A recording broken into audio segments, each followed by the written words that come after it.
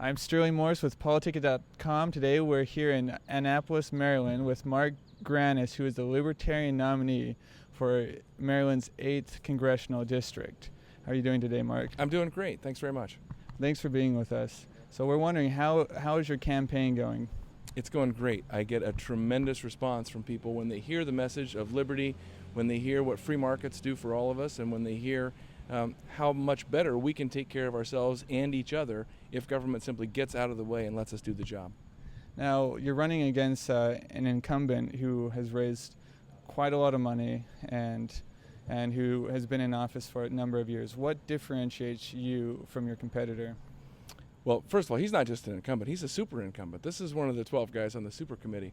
What differentiates me from him, I think, is that I believe that we're all better off if the government leaves us alone and lets us take care of ourselves and each other, as I said.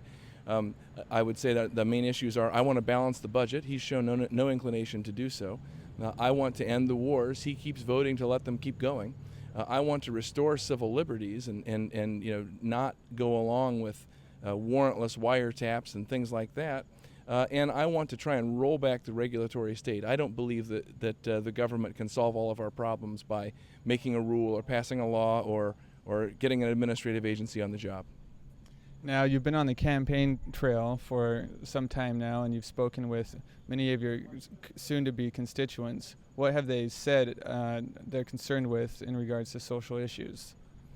Well, in respect of social issues, I think most people are concerned about taking care of the needy, taking care of the people who are out of work and who have been hurt so badly by this economy.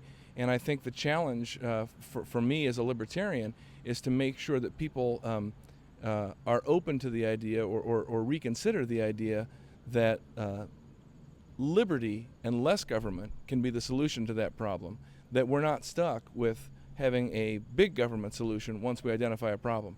That's a trap that I think Republicans and Democrats encourage people to fall into. And so libertarians can extend a helping hand down into the ditch and say, come on out of there. You don't have to sit down there and wait for government to solve your problems. We can do this ourselves. What's the general sentiment in District 8 in regards to fiscal issues?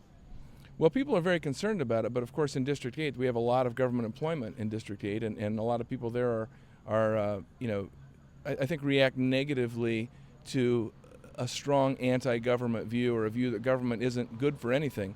And so I always try and make clear that I'm not actually anti-government. I think government is a critical component of a just society, and it's something that sets the ground rules that we need for human flourishing. But government is good only when it sticks to the job that it does well. That is, when it protects us from violence, when it protects people and their property from violence, theft, fraud, when it sets up a court system that executes contracts or enforces contracts. That's when government is a great boon to civilization, and that's why we need to keep government limited to those things. It's when it strays from those missions and starts imposing central planning on people instead of letting them make their own decisions that government becomes a hindrance rather than a help. Now, you're the Libertarian nominee, but you haven't always been a Libertarian. What made you convert to Libertarianism? Experience. I got to Washington and I saw the way that things really work. And I think, if you're on, Main Street in my hometown, you might think that the people who are appointed to all these high-sounding titles in Washington are different people than you, that they're smarter, or they know more about the issues. And what I came to understand is they're not. They're just like you and me. The people who are running around Washington, D.C., making all these rules, they're pretty much like the guys you see in the grocery. So if you wouldn't walk up and down the aisles of your supermarket and turn over all the most important decisions in your life to the people that you run into in the supermarket, you really shouldn't turn them over to the people in Washington, D.C. either. They're human. They're fallible. All these plans that we have for all-knowing government agencies implicitly assume that we can find angels someplace to run them. Well, there aren't any angels. Everybody's got their biases. Everybody's got their weak spots. And everybody has faces the same problems with knowing the future. So that's, I think, what made me come over to the libertarian side, is just realizing that the big ideas for government don't work. We got to keep it small. How have your personal experiences prepared you to be a congressman? Well, I've been a small business owner. I'm a managing partner of a 30-lawyer law firm, and so I see I see firsthand the effects of overregulation and the effect that it has on willingness to take risk and to hire people and to provide employment and to provide services for people. I've also been a student of government for a very long time with degrees in government and economics. And then, of course, I'm a lawyer, so I understand civil liberties very well, and I've participated in civil rights cases, some constitutional litigation. I also represented the man falsely accused of the anthrax attacks, Dr. Stephen Hatfill, and seeing what the government did to Dr. Hatfill was definitely one of the key experiences that I had that made me, it sort of tore the mask off the government for me and made me see exactly what the game was. How are you using social media in your campaign? Well, social media are critical for libertarians in particular because it's one of the few ways that you can get around the gatekeeping role that the mainstream media, I guess, like to play.